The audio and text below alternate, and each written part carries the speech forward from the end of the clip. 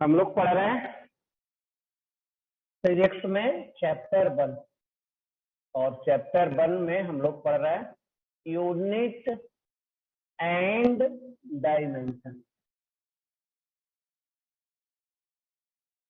हम लोग पढ़ रहे हैं यूनिट एंड डायमेंशन। चलिए थोड़ा सा रिवीजन कर लेते हैं फिर आगे चलते हैं। रिवीजन करते हैं। चलिए हम लोग सीखे थे डायमेंशन। क्या सीखे हैं? डायमेंशन। डायमेंशन क्या होता है? It is the power raise on the fundamental quantity. ये होता है definition. It is the power raise, it is the power range on the fundamental quantity.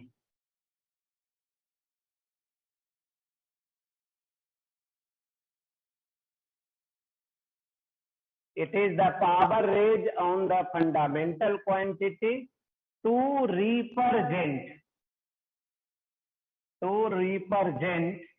any physical quantity. Any physical quantity.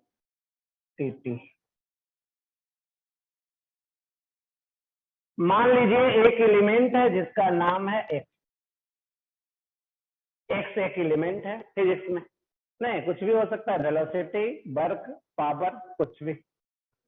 अब इसको dimension को बिगर bracket में दिखाते हैं। Fundamental quantity है मास, लेंथ, टाइम। फंडामेंटल क्वांटिटी है मास, लेंथ, टाइम।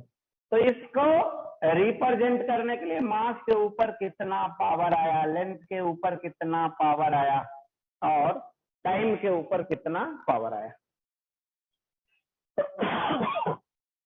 इसी structure को क्या बोलते हैं? इसी स्ट्रक्चर को डायमेंशन बोलते हैं। एक्स का डायमेंशन कुछ ऐसे ही लिखते हैं। चलिए अब आइए, जैसे हम लोग लिखते थे मास का डायमेंशन। मास का डायमेंशन क्या लिखते हैं? एम। लेंथ का डायमेंशन क्या लिखते हैं? L, capital L. टाइम का डायमेंशन क्या लिखते हैं? Capital T. टाइम का डायमेंशन क्या लिखते हैं? Capital T. वेलोसिटी क्या लिखते हैं? v बराबर होता है डिस्प्लेसमेंट बटा टाइम। वेलोसिटी को लिखते हैं डिस्प्लेसमेंट बटा टाइम। डिस्प्लेसमेंट का होता है एल, टाइम का टी। डायमेंशन कितना हो गया? L T minus 1। यूनिट क्या हो गया? Unit of velocity. डिस्प्लेसमेंट का हो गया मीटर, टाइम का हो गया सेकंड। तो वेलोसिटी का यूनिट क्या होता है? मीटर पर सेकंड। और कुछ का रिवीजन कर लेते हैं, देखते हैं। वेलोसिटी के बाद एक्सीलरेशन। वेलोसिटी के बाद क्या? एक्सीलरेशन।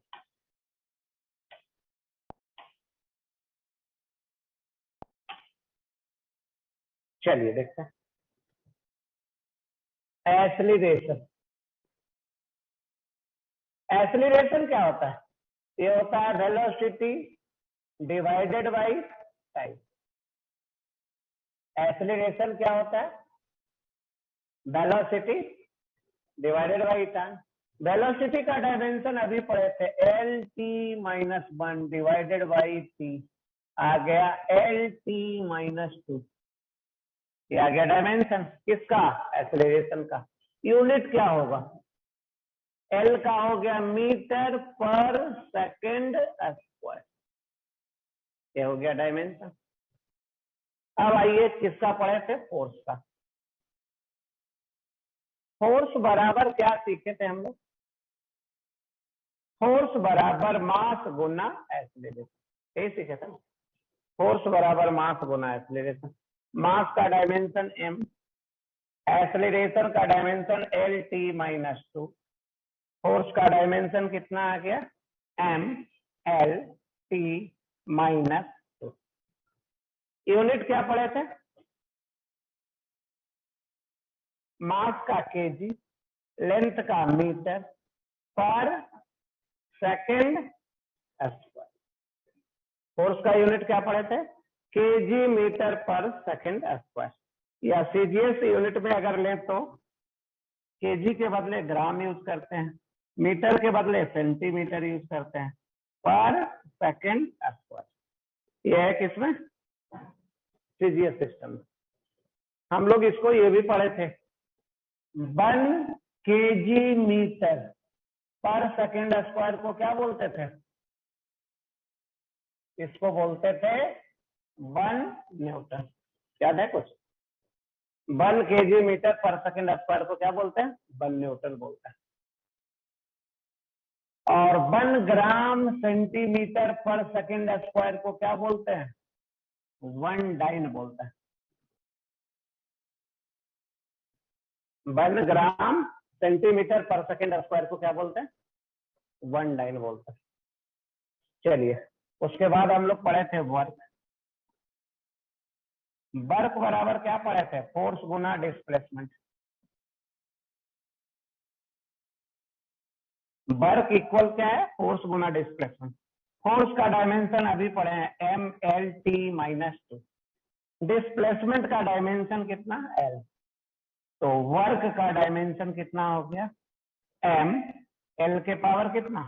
2, T के पावर कितना? -2। वर्क का यूनिट क्या होता है?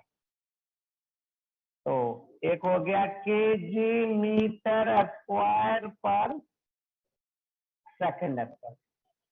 क्या यूनिट हो गया? केजी मीटर स्क्वायर पर सेकेंड स्क्वायर। इसी को क्या बोलते हैं? जूल। इसी को क्या बोलते हैं? जूल। चलिए अब और आज आगे चलते हैं।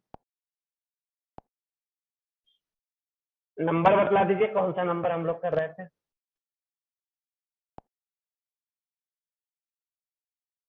एरिया वाला, एरिया वॉल्यूम डेंसिटी हुआ था। चलो, कौन सा नंबर के तक किए थे? 10, 11, 12 कितना? सर 10 नंबर तक किए थे सर। 10 तक किए थे। 10 में था लास्ट में एरिया वॉल्यूम डेंसिटी, यही था। यस और सर। 9 में देखिए क्या किए थे? 9 में angular displacement, angular velocity, angular acceleration, यही था। Yes sir. हाँ, चलिए आज आगे और बढ़ाते हैं। हम लिखने जा रहे हैं dimension of some physical quantities. कुछ फिजिकल क्वांटिटीज का डायमेंशन लिखने जा रहा है। फिजिकल क्वांटिटी किसको बोलते हैं? वैसा क्वांटिटी जिसको फिजिक्स में हम लोग जनरली यूज करते हैं। इसमें हम लोग पढ़ रहे थे मैकेनिक्स में, और इसमें पढ़े थे हम लोग नंबर 10 तक। आज पढ़ने जा रहे हैं 11। चलिए, पहला टर्म इसमें लिखने जा रहे हैं स्प्रिंग कांस्टेंट। कैसे डिनोट करते हैं? के से। स्प्रिंग कांस्टेंट रिलेटेड होता है स्प्रिंग से। तो स्प्रिंग में एक फोर्स लगता है, इस फोर्स को बोलते हैं स्प्रिंग फोर्स, और ये होता है K गुना X। स्प्रिंग को जब कंप्रेस करेंगे या इलोंगेट करेंगे तो उसमें एक फोर्स लगेगा, FS। क्या पढ़ते हैं इसको? FS। क्या है ये? Spring force. K क्या है? Spring constant. X क्या है? X है इलोंगेशन, कह सकते हैं। इलोंगेशन समझते हैं? इलोंगेशन और कंप्रेशन। स्प्रिंग को या तो बढ़ा दे या तो कंप्रेस कर दे, छोटा कर दे। तो elongation, either it is elongation और कंप्रेशन। इसी को एक नया नाम देते हैं डिफॉर्मेशन। मतलब स्प्रिंग के लेंथ में कितना चेंज किया गया। चलिए अब हमें लिखना है के का फार्मूला हो गया एफ एस बराबर के गुना एक्स। तो हमें निकालना है के का, के बराबर क्या हो गया, के ना, के बराबर क्या हो गया एफ एस गुना फोर्स का कितना एम एल टी माइनस 2 अब बटा लेंथ का, क्या कैंसिल कर सकते हैं, कैंसिल कर सकते हैं एल एम, क्या बच गया एम टी माइनस, यूनिट क्या होता है,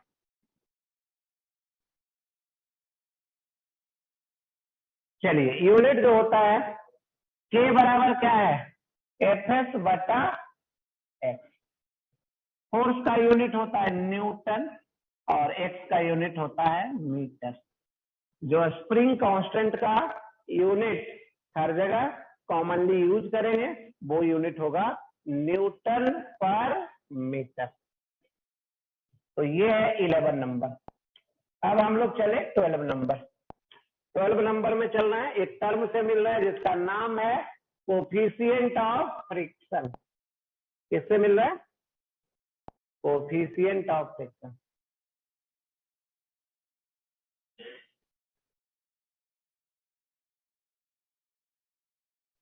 कोफिशिएंट ऑफ फ्रिक्शन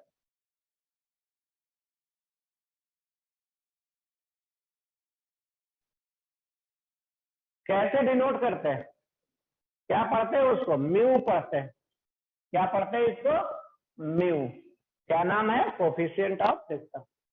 चलिए अब देखिए एक सरफेस है, कैसा सरफेस है, ऐसा दिखा रहे हैं तो ये क्या है सरफेस, रफ सरफेस है, इस पे एक मास है, क्या है मास, मास को हम लोग खींच रहे हैं, मास पे फोर्स लगा के खींच रहे हैं, कौन कौन फोर्स लगेगा, mg इसका वेट, दूसरा लगेगा ऊपर नॉर्मल रिएक्शन, एक फोर्स का नाम है एक्शन के अपोजिट रिएक्शन, नॉर्मल रिएक्शन, और तीसरा लगेगा फ्रिक्शन, तीसरा लगेगा फ्रिक्शन। 4 फोर्स देख रहा है। एफ को कौन सा फोर्स बोलते हैं, अप्लाइड फोर्स, यहाँ चारों क्या है फोर्स ही है, एफ है अप्लाइड फोर्स। mg को क्या बोलते हैं वेट, या दूसरा नाम ग्रेविटेशनल फोर्स। mg क्या है वेट, n क्या है नॉर्मल रिएक्शन,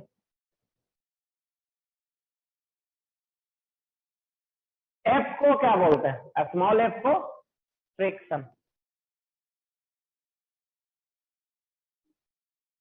फ्रिक्शन फोर्स।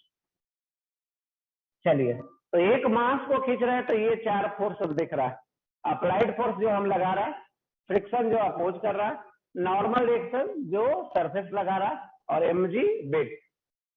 अब यहाँ फ्रिक्शन के लिए एक फार्मूला लिखने जा रहे हैं, फ्रिक्शन का फार्मूला होता है म्यू गुना एन। आगे पढ़ेंगे चैप्टर में कहां से आता है फार्मूला।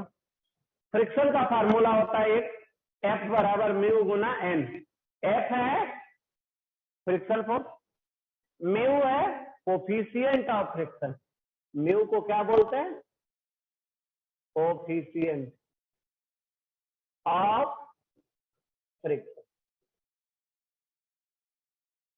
और एन है नॉर्मल रिएक्शन। तो यहां से अगर म्यू लिखे तो क्या आ जाएगा, कितना बाई कितना, F by N, F by N आ जाएगा। फ्रिक्शन फोर्स का डायमेंशन, फोर्स का डायमेंशन फोर्स के बराबर, नॉर्मल रिएक्शन फोर्स है, फोर्स का डायमेंशन।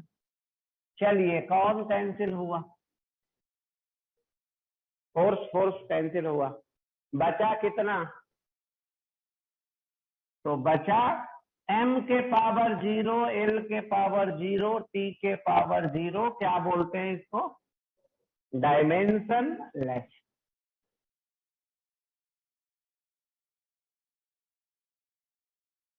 यूनिट क्या होगा, तो unit less, coefficient of friction का कोई भी डायमेंशन या कोई भी यूनिट नहीं होता। ये है नंबर 12। अब आगे चले 13। चलिए देखिए, तो हम लोग पढ़े थे वर्क का, याद है कुछ? वर्क के बाद पढ़ने जा रहे हैं पावर। पावर का पढ़े थे, देखिए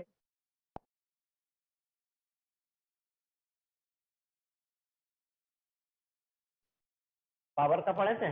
नो सर, पावर नहीं पढ़े थे। पावर का पढ़ते हैं। कैसे डिनोट करते हैं? पी से। चलिए फार्मूला बोलिए, पावर का फार्मूला। पावर बराबर क्या होता है?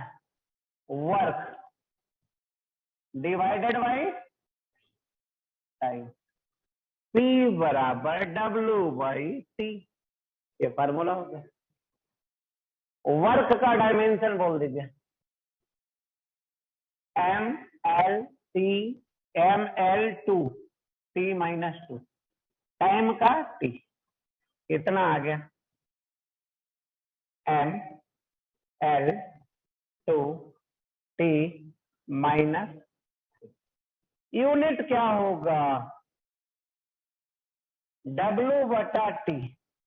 W का क्या यूनिट होता है? वर्क का होता है यूनिट जूल, और इसका यूनिट होता है सेकंड। और जूल पर सेकंड को हम लोग क्या बोलते हैं? वाट। जूल पर सेकंड को क्या बोलते हैं? वाट। ये साइंटिस्ट के नाम पे है, नहीं? जैसे जूल, न्यूटन, वाट, ये सब यूनिट किसके नाम से है? साइंटिस्ट के नाम। तो यही यूनिट यूज होता है जो कॉमनली हम लोग यूज करेंगे। और इसका यूनिट होता है जिसको हम लोग बोलते हैं HP। वाट का और भी यूनिट होता है पावर का, जिसको बोलते हैं HP। HP मतलब हॉर्स पावर। 1 HP बराबर कितना?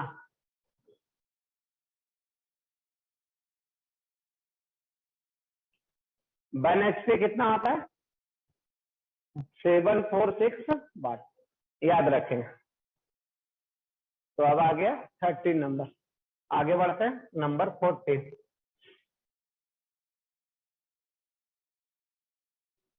चलिए 14 नंबर में चलते हैं। Linear momentum.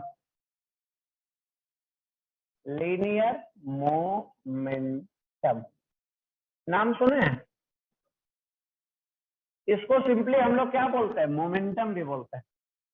लीनियर मोमेंटम को हम लोग सिंपली क्या बोलते हैं? मोमेंटम भी। मोमेंटम क्या होता है? मास गुना वेलोसिटी। फार्मूला लिखने जा रहा है, ये है मोमेंटम बराबर मास गुना वेलोसिटी। मोमेंटम बराबर मास गुना वेलोसिटी। P बराबर mv। मास का डायमेंशन बोलिए, वेलोसिटी का डायमेंशन क्या आ गया? P का डायमेंशन ये होता है ML/T-1। यूनिट बोल दीजिए,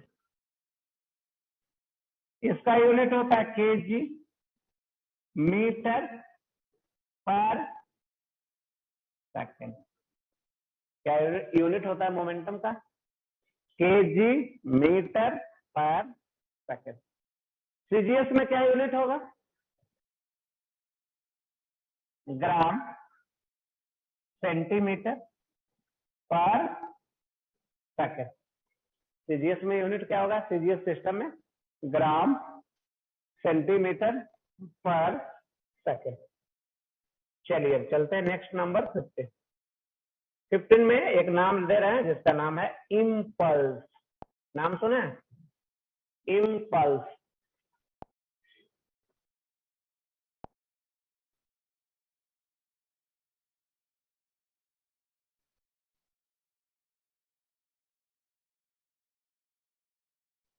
इम्पल्स को J से डिनोट करते हैं। इम्पल्स के लिए फार्मूला क्या होता है? Impulse that is equal to, ये होता है फोर्स गुना टाइम। क्या फार्मूला हो गया? इम्पल्स बराबर फोर्स गुना टाइम। J बराबर F गुना T। जे को बोलते हैं इम्पल्स। फोर्स का डायमेंशन बोलिए, टाइम का डायमेंशन बोलिए। चलिए क्या हो गया, mL/t-1। इसका डायमेंशन किसके बराबर है, तो लिनियर मोमेंटम के बराबर है। यूनिट क्या होता है, जे का यूनिट होता है, ऐसे तो इधर से लिख सकते हैं kg मीटर पर सेकेंड। यहां से क्या लिख सकते हैं, यहां से लिख सकते हैं न्यूटन सेकेंड। यहां से लिख सकते हैं न्यूटन गुना सेकेंड। तो ये कॉमनली यूज होता है यूनिट, इंपल्स का यूनिट न्यूटन सेकेंड। चलिए तो हम लोग पढ़ लिए क्या, इम्पल्स। आगे बढ़ते हैं, नंबर 16। नंबर कौन सा, 16।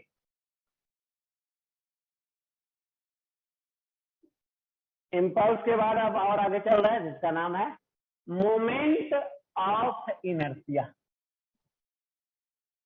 मोमेंट, मोमेंट का नाम सुने हैं,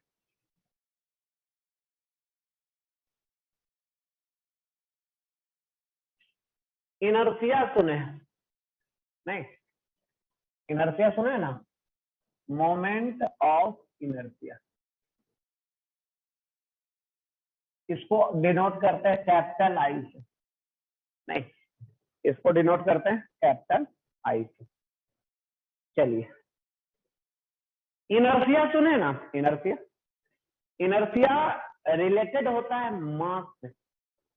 इनर्शिया मास नहीं है, लेकिन इनर्शिया, इनर्शिया एक इफेक्ट है, इनर्शिया एक इफेक्ट है जो किसी मास पे एक्ट करने के बाद, लगने के बाद, नहीं वो अपने पोजीशन को चेंज करना चाहता है।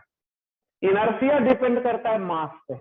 ज्यादा इनर्शिया होगा कब, जब ज्यादा मास होगा तब। ज्यादा मास होगा किसी ब्लॉक के पास तो उसके पास ज्यादा इनर्शिया होगा।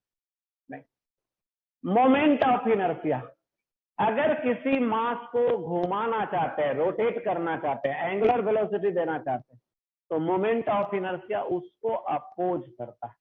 नहीं, चलिए तो अब आइए देखिए, एक्सिस, एक्सिस समझते हैं, एक्सिस देखे हैं कहीं, तो एक्सिस कहाँ होता है, जहां मास घूमता है। जैसे फैन है, सीलिंग फैन होता है ना, ये एक्सिस है। अब इसी के अबाउट ये क्या होता है, घूमता है। सीलिंग फैन क्या होता है, इसी के अबाउट घूमता है। चलिए तो देखिए, मोमेंट ऑफ इनर्शिया के लिए एक फार्मूला होता है, ये होता है मास गुना परपेंडिकुलर डिस्टेंस स्क्वायर। आई क्या है, moment of inertia. Short cut में कैसे लिखते हैं, MOI, मोमेंट ऑफ इनर्शिया लिखा हुआ है ऊपर। क्या है मोमेंट ऑफ इनर्शिया, M क्या है मास, R क्या है पर पेंडिकुलर डिस्टेंस, परपेंडिकुलर डिस्टेंस। चलिए अब आई का डायमेंशन लिखिए, मास का डायमेंशन M, डिस्टेंस का L, तो यही आ गया यूनिट के डायमेंशन, यही आ गया मोमेंट ऑफ इनर्शिया का डायमेंशन, कितना, मास गुना।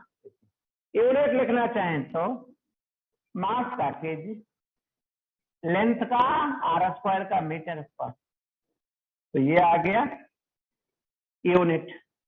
मोमेंट ऑफ इनर्शिया का यूनिट कितना, केजी मीटर स्क्वायर।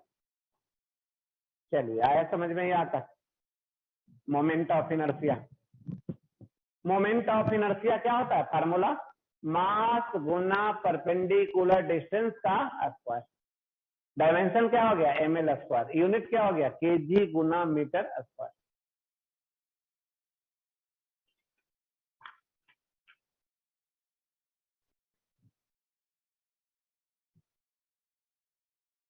इसी को ऐसे भी लिख सकते हैं या ऐसे लिख सकते हैं, केजी मीटर स्क्वायर। नहीं, क्या लिख सकते हैं, केजी मीटर स्क्वायर। ये जो साइन दिया गया उसको माइनस साइन मत समझ लेना, क्या है, केजी गुना मीटर स्क्वायर। चलिए और आगे चलते हैं, ये हो गया नंबर 16। अब चलते हैं नेक्स्ट नंबर कौन सा, 17।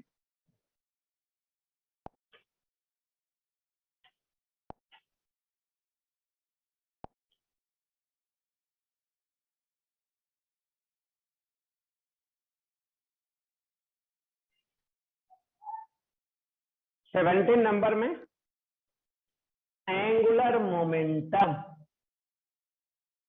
एंगुलर मोमेंटम, एक होता था लीनियर मोमेंटम, दूसरा है एंगुलर मोमेंटम। इसको डिनोट करते हैं एल से। एंगुलर मोमेंटम के लिए एक फार्मूला होता है, क्या होता है, एंगुलर मोमेंटम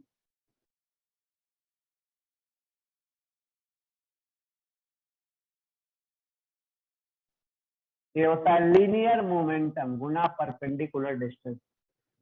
क्या होता है ये, लीनियर मोमेंटम।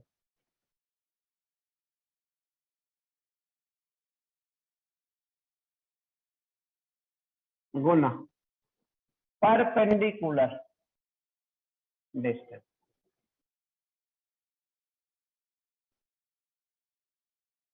यही हो गया, एंगुलर मोमेंटम बराबर लीनियर मोमेंटम गुना परपेंडिकुलर डिस्टेंस। लीनियर मोमेंटम क्या होता है, मास गुना वेलोसिटी। तो यही हो गया फार्मूला, लीनियर मोमेंटम क्या होता है, मास गुना वेलोसिटी। चलिए डायमेंशन बोलिए एल का, मास का एम, वेलोसिटी का एल टी माइनस बल, डिस्टेंस का एल गुना कर देंगे इस M L two T minus one. Unit क्या होगा, KG metre square per second. Unit क्या हो गया, KG metre square per second. चलिए next number, torque.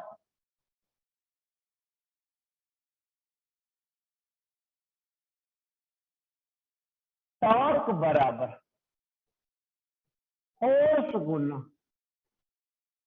Perpendicular distance. Torque बराबर फोर्स गुना परपेंडिकुलर डिस्टेंस, एफ गुना डी। टॉर्क का नाम सुने हैं, कहाँ मिलेंगे, टॉर्क से मिलना रहेगा तो कहाँ मिलेगा, नहीं, जैसे किसी फोर्स से क्या होता है, कोई मास मूव कर सकता है, टॉर्क से क्या होगा, कोई भी मास रोटेट कर सकता है। जैसे देखिए इस पेन को यहाँ फिक्स कर दिए, अब यहाँ पे फोर्स लगा रहा है तो ये रोटेट कर रहा है, नहीं, जैसे विंडो रोटेट करता है, डोर रोटेट करता है, तो ये सब किसके कारण, टॉर्क के कारण। टॉर्क बराबर क्या होता है, फोर्स गुना परपेंडिकुलर डिस्टेंस। फोर्स का डायमेंशन कितना, M L T minus two, distance का एल। टॉर्क का डायमेंशन क्या हो गया, M L two T minus two. Unit क्या होगा,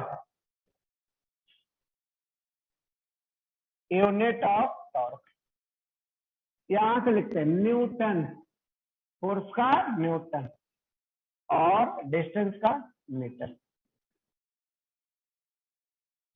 यूनिट क्या होता है, न्यूटन मीटर, टॉर्क का न्यूटन मीटर। नहीं, तो ये हो गया टॉर्क। कौन सा नंबर, 18, 18।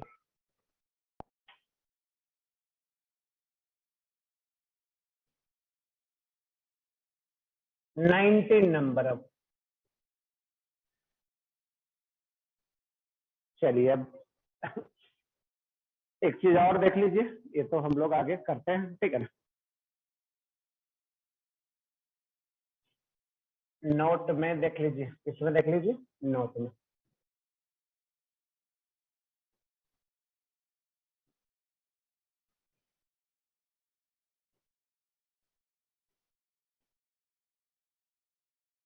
नहीं, 10th के बाद जैसे आप ले रहे हैं PCM group, physics chemistry math, नहीं क्यों लिए हैं? तो इसको करने के लिए लिए, यही लिए। पीसीएम ग्रुप क्यों सेलेक्ट कर रहे हैं? तो आईआईटी करना है इसलिए, नहीं आईआईटी करने के लिए, ठीक है। आज के टाइम में 21 आईआईटी कॉलेज है, 21 क्या है इंडिया में आईआईटी कॉलेज है, ठीक है। आईआईटी का फुल फॉर्म जानते हैं? इंडियन इंस्टीट्यूट ऑफ टेक्नोलॉजी, नहीं आईआईटी का फुल फॉर्म होता है Indian institute of technology. IIT करना है, कैसे करेंगे, क्या कंडीशन है इसके लिए? तो इसके लिए कंडीशन देखिए क्या क्या है। पहला कंडीशन है 12th बोर्ड में मोर देन 75%। 12th बोर्ड में क्या आना चाहिए? 75%, नहीं। दूसरा क्या है? जेई मेन में क्या होना चाहिए? क्वालिफाई। और तीसरा है जेई एडवांस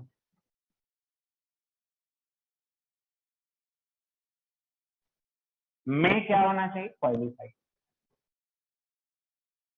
ये 3 बैरियर है, ठीक है। तो ये 3 मोस्टली बैरियर है।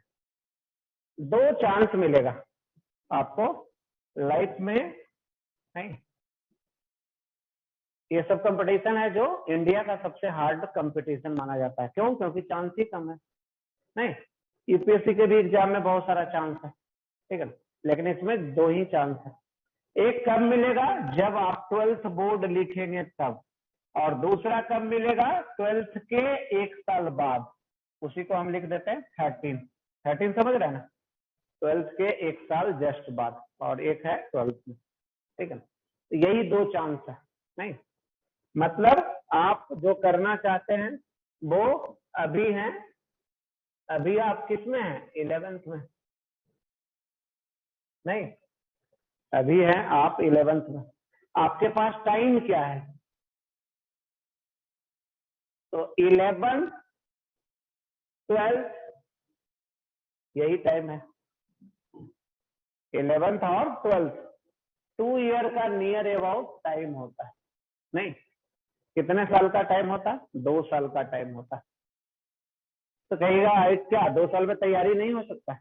नहीं 2 साल है तो 2 साल में तैयारी भी तो हो सकता है, तो हो तो सकता है, नहीं होने का तो कुछ भी हो सकता है, नहीं लेकिन अगर थोड़ा सा भी इनसिंसियर अगर रहे तो ये हाथ से निकल जाएगा, ठीक है ना। थोड़ा सा भी इनसिंसियर रहने से ये हाथ से निकल जाता है, ठीक है ना, और फिर जिंदगी में दोबारा ये कभी नहीं मिलता, ठीक है। नहीं अब देखिए आईआईटी लोग करना क्यों चाहते हैं? ठीक है ना, कुछ तो मिलता होगा तभी तो लोग करना चाहते हैं, ठीक है ना। तो आईआईटी इसलिए लोग करना चाहते हैं, ठीक है ना। इंडिया आपके कंट्री में तो लोग जानते ही हैं इसको, आईआईटी के बारे में सारे लोग, नहीं वर्ल्ड के हर लोग, वर्ल्ड के हर कंपनी वाला, हर इंडस्ट्री वाला, हर गवर्नमेंट वहां का बाहर का आईआईटी को जानता है, ठीक है ना। और अगर आईआईटी का एम्प्लॉय किसी कंट्री को मिल जाए उससे अच्छा कुछ वो मानता ही नहीं, नहीं किसी कंपनी को अगर आईआईटी का एम्प्लॉय मिल जाए, इवन आपको इंडियन गवर्नमेंट स्टेट गवर्नमेंट भी चाहता है कहीं भी उसके जैसे कोई भी एग्जाम है, जैसे बीपीएससी एग्जाम होता है, ठीक है ना, यूपीएससी एग्जाम होता है या और भी होता है बहुत सारा एग्जाम, अगर उसको कोई आईआईटीएन दिख जाएगा जैसे लेक्चरर होता है, ठीक है ना, बहुत सारा चीज होता है, तो अगर उसको आईआईटीएन कहीं दिख गया, ठीक है ना, तो उसको सेलेक्ट कर लेता है, ठीक है, क्योंकि उसको पता है कि ये जो बच्चा आता है, इसमें जो स्टूडेंट आता है वो एक बार अपने आप को प्रूव किए रहता है। कौन सा एग्जाम में? जो जेई का एग्जाम होता है, ठीक है ना, और वो एग्जाम इतना स्ट्रांग होता है कि पूछना ही नहीं, वो एग्जाम इतना स्ट्रांग होता है कि मत पूछे, ठीक है। और इस एग्जाम क्वालिफाई करने के बाद जो 4 साल आपको एकेडमी मिलेगा, जो 4 ईयर एकेडमी मिलेगा, वो वर्ल्ड में कहीं नहीं मिलेगा, नहीं इसमें जो 4 ईयर एकेडमिक मिलेगा वो वर्ल्ड में कहीं नहीं मिलेगा। कहेगा ऐसा क्या है कि आईआईटी में ऐसा एकेडमिक मिलेगा जो वर्ल्ड में नहीं कहीं मिलेगा? नहीं, तब तो इंडिया क्या रहता। नहीं, तो एकेडमिक देखिए होता किससे तैयार है वो भी बतला देंगे, ठीक है ना। कहीं भी एकेडमिक या कहीं भी स्टडी जो मोस्टली इफेक्ट होता है वो 90% होता है इफेक्ट स्टूडेंट से। किससे इफेक्ट होता है? स्टूडेंट से, ठीक है ना। 90% जो अफेक्ट होता है वो क्या होता है? स्टूडेंट से अफेक्ट होता है। और अगर स्टूडेंट अच्छा मिल गया तो बस उसी से ये होगा।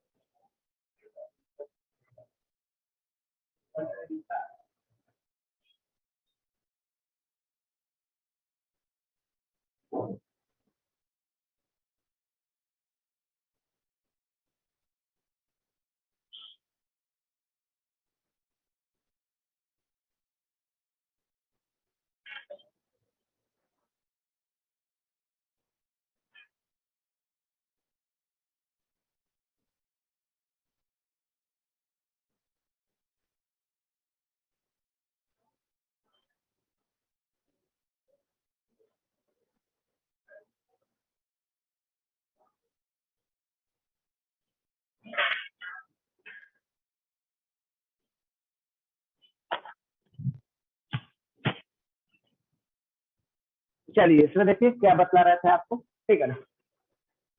90% जो होता है वो स्टूडेंट से होता है कहीं का भी, ठीक है ना। बाकी 10% में इंफ्रास्ट्रक्चर, ठीक है ना। इंफ्रास्ट्रक्चर हो गया, अच्छे प्रोफेसर, अच्छे टीचर, अच्छा गवर्नमेंट या जो भी है। 10% में बाकी रिमेनिंग सारा चीज नहीं। अब बतलाइए अच्छा स्टूडेंट कहाँ मिलेगा, ठीक है ना। और एक चीज इंडिया के लिए देखिए क्या है, ठीक है ना। इंडिया के लिए सबसे बड़ा पॉजिटिव चीज है कि इंडियन का जो मैथमेटिक्स होता है बहुत स्ट्रांग होता है, ठीक है ना। वर्ल्ड में किसी भी कंट्री में आप पुराने टाइम में भी सुनते होंगे, जैसे यहाँ के वशिष्ठ नारायण थे और भी बहुत सारे लोग नहीं, तो नासा का जो कैलकुलेशन होता था नहीं, अगर किसी कारण से मशीन फेल हो जाता था तो ये लोग बतलाते थे, और वो जो कैलकुलेशन होता था वो कहीं ना कहीं मैच करता था, देखा जाता था बाद में मैच करता था। तो यही चीज है कि यहाँ का जो मैथमेटिक्स होता है बहुत स्ट्रांग होता है, कहाँ? इंडियन लोगों का, ठीक है। कैलकुलेशन जो होता है स्ट्रांग होता है, और तो ये चीज है, ठीक है। अब आईआईटी देखिए, जैसे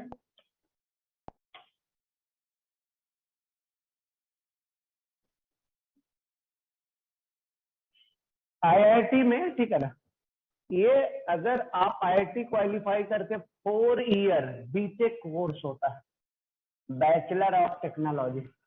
नहीं, कहीं से भी किसी भी आईआईटी से बैचलर ऑफ टेक्नोलॉजी आप करते हैं, ठीक है ना। 4 ईयर में आपको इतना स्ट्रांग बना देगा कॉलेज, ठीक है ना, कि आने वाले टाइम में आपको नहीं हर जगह कहाँ जहां से भी आप, ठीक है ना, कुछ भी जो मर्जी है वो कर सकते हैं। 4 ईयर पढ़ने के बाद वहां आपको एकेडमिक से लेके सारा चीज इतना स्ट्रांग बना देगा कि आप जहां रहेंगे वहां जो करना चाहते हैं कर सकते हैं, वर्ल्ड के किसी जगह से, ठीक है। तो यही है आईआईटी, ठीक है। आईआईटी आपको वैसा तो कैपेबल बना ही देता है, ठीक है। और आज के टाइम में जो वर्ल्ड वाइड जो कंपनी है नहीं, जैसे जितना भी सुनते हैं, माइक्रोसॉफ्ट नहीं, गूगल, फेसबुक, ये सारा चीज, ठीक है। तो आज के टाइम में भी 1-1 करोड़ से ऊपर का पैकेज किसी आईआईटी वाले बच्चे को देके जाता है नहीं। अभी सुने हैं जस्ट बिहार में ही, आपको बता दे रहे, पटना में ही, ठीक है ना, एक गर्ल्स को 54 लाख के आसपास का पैकेज दिया है, ठीक है। तो ये सब पॉसिबल है सिर्फ आईआईटी में, ठीक है। और आईआईटी में जाने के बाद वहां पढ़ाई करने के बाद आपको क्या फीलिंग होगा, क्या एनवायरनमेंट मिलेगा, कुछ कहना ही नहीं, नहीं। तो ये चीज है। तो बस इतना ही बतलाना चाह रहे हैं, ठीक है। इतना ही आपको बतलाना चाह रहे हैं, ठीक है ना, कि अगर आईआईटी, ठीक है ना, करना चाहते हैं तो कर लीजिए, क्योंकि ये जो आपको वर्ल्ड वाइड आपको जो मिलेगा इससे, नहीं दूसरा कोई भी कंपटीशन नहीं है जो इससे जिसके कारण आपको मिलेगा, ठीक है। तो ये चीज। दूसरा एक ग्रुप होता है जो होता है पीसीबी। दूसरा एक ग्रुप है फिजिक्स केमिस्ट्री बायो। नहीं, इसके लेने का मकसद ही होता है कि स्टूडेंट क्या चाहता है, अपना कैरियर, ठीक है, मेडिकल फील्ड में बनाना चाहता है, ठीक है। किस फील्ड में? मेडिकल फील्ड में। मेडिकल फील्ड में जो एग्जाम होता है वो होता है नीट। मेडिकल फील्ड में जो एग्जाम होता है उसका होता है नीट। नहीं, इसमें जितना भी एम्स है और जितना भी आपका गवर्नमेंट मेडिकल कॉलेज है, ठीक है, जितना भी एम्स है, जितना भी स्टेट मेडिकल कॉलेज है,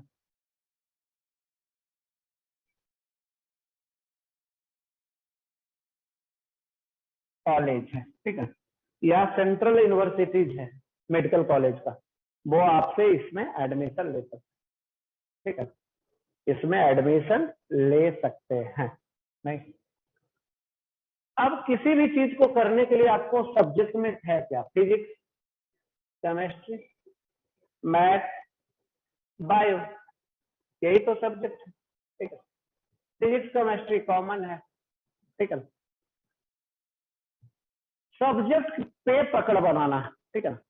अगर आप कंपटीशन में अच्छा करना चाहते हैं तो सब्जेक्ट आना चाहिए, ठीक है। सब्जेक्ट अगर नहीं सीखे तो कुछ नहीं हो सकता, सब्जेक्ट अगर नहीं सीखे तो कुछ हो नहीं सकता, ठीक है। तो ये 4 सब्जेक्ट है, सब्जेक्ट सीखिए, ठीक है। टाइम पास नहीं, सब्जेक्ट को सीखना पड़ेगा। सब्जेक्ट में जितना चैप्टर है, ठीक है, उस चैप्टर को समझना पड़ेगा, ठीक है। और उससे रिलेटेड जितना न्यूमेरिकल्स है, कंसेप्ट है, क्या होता है रियल में, उसी को समझना पड़ेगा। जितना जल्दी समझिए या जैसे समझिए, ठीक है, तो ऐसी सबको सीखना है, ठीक है। और ये सब करने के लिए, ठीक है ना, देखिए 2 तरीका हो सकता है। एक तो है स्टूडेंट, ठीक है ना, अपने ही स्ट्रॉन्ग मेहनती रहे, ठीक है ना, स्ट्रॉन्ग वो क्या करे, जैसे उसका जो भी है, जो हार्ड लेबर करता है, ठीक है ना, तो बच्चा क्या हो, स्ट्रॉन्ग तरीके से स्ट्रांगली उसको फोकस करे, मेहनत करे। दूसरा होता है नहीं तो उसका ग्रुप स्ट्रांग होना चाहिए। ग्रुप क्या होना चाहिए? स्ट्रांग होना चाहिए, या तो सेल्फ स्ट्रांग होना चाहिए, सेल्फ स्ट्रांग। यही 2 तरीका है किसी भी अच्छा कॉम्पिटिटिव एग्जाम निकालने का। सिंपल तरीका यही है, या तो आप खुद इतना लेबोरियस रहिए, नहीं, खुद इतना मेहनती रहिए ताकि आने वाले टाइम में सब कुछ कर सकें, आप कर सकें, या तो ग्रुप आपका स्ट्रांग होना चाहिए। 2-3 अपना फ्रेंड सर्किल का ग्रुप बना लीजिए और वो ग्रुप इतना स्ट्रांग हो ताकि उसमें नहीं, एक दूसरे से इतना हेल्प मिले ताकि जो बच्चा है क्या करे, अगर कोई बच्चा थोड़ा का हल्का सा इधर उधर डिविएशन भी होता है तो उसमें सारा बच्चा, तीनों चारों जो भी बच्चा है वो सक्सेस मिल जाए सबको, ठीक है। तो यही 2 तरीका है रिजल्ट लेने का। नहीं, लोग चाहते हैं कि रिजल्ट मिले, ठीक है ना, तो रिजल्ट लेने का हम लोग अपने टाइम में जो रिजल्ट लिए हैं इसी बेसिस पे लेते हैं, तो यही है, इसको ध्यान रखें, ठीक है। चलिए अब पीछे मुड़ते हैं, जो हम लोग पढ़ रहे थे, आइए देखते हैं क्या पढ़ रहे थे।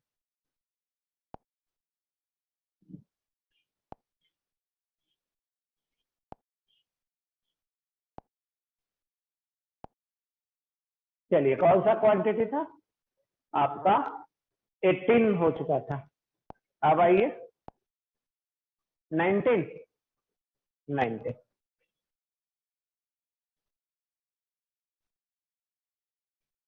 कौन सा क्वांटिटी हम लोग ये थे? तो हम लोग किए थे टॉर्क। आगे पढ़ते हैं जिसका नाम है universal gravitational constant. Universal gravitational constant.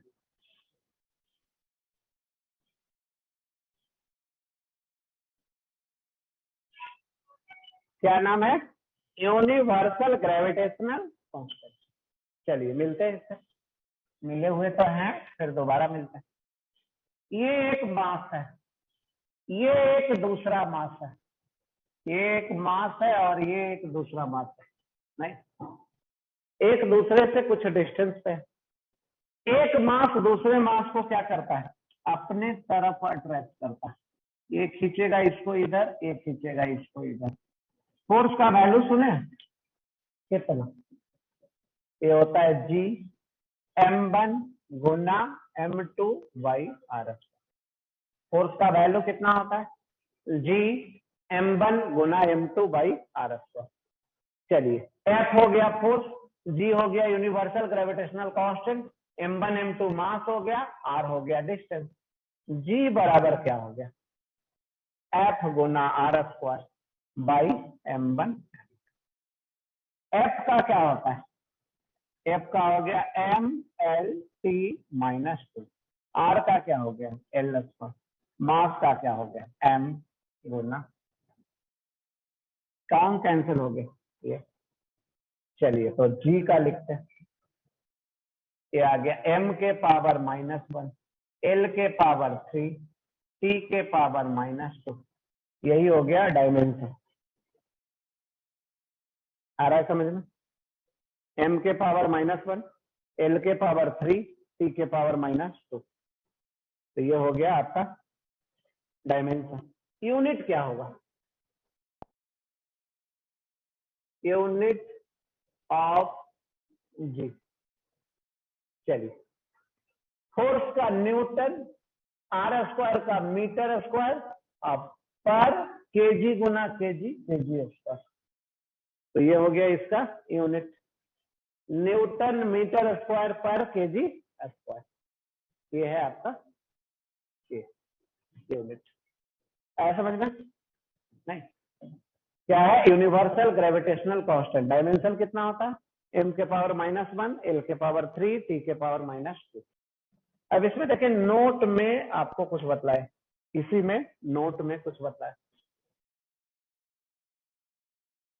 अगर आपसे पूछता है इसका डायमेंशन बतला दीजिए, किसका डायमेंशन बतला दीजिए? Find the dimension of G m square बटा r स्क्वायर। G क्या है? Universal gravitational constant. Universal gravitational constant.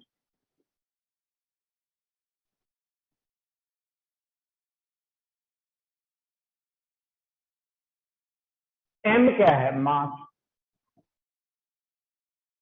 r क्या है? डिस्टेंस। चलिए, डायमेंशन कैसे लिखें?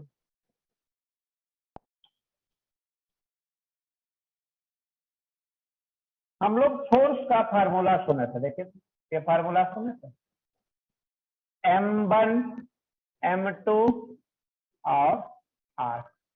फोर्स कितना लगता था? F। फोर्स का फार्मूला बतला दीजिए।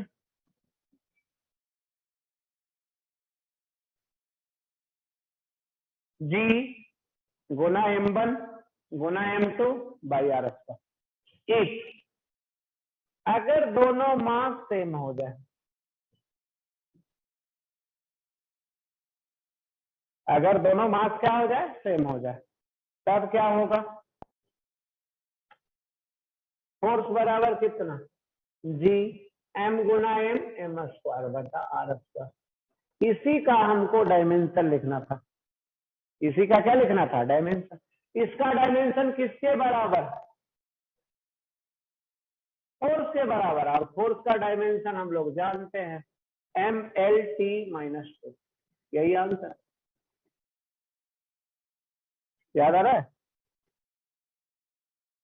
GM square by R square का डायमेंशन कितना, फोर्स के बराबर, और फोर्स का डायमेंशन हम लोग सुने। बी नंबर में आइए देखें,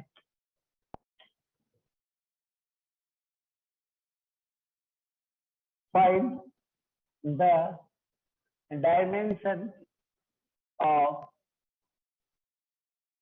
GM/R। इसका डायमेंशन निकालना, GM/R। G क्या है, यूनिवर्सल ग्रेविटेशनल कांस्टेंट, M क्या है, मास, R क्या है, डिस्टेंस। चलिए तो देखिए कैसे निकालते हैं, तरीका क्या है। फोर्स का फार्मूला GM²/R। चलिए आप बतला दीजिए GM/R बराबर कितना, R स्क्वायर है ना, यहाँ एक R को ले चलिए तो F गुना R, इधर M स्क्वायर है, एक M नीचे ले आइए तो इसका वैल्यू इसके बराबर हुआ। चलिए अब रखते हैं वैल्यू।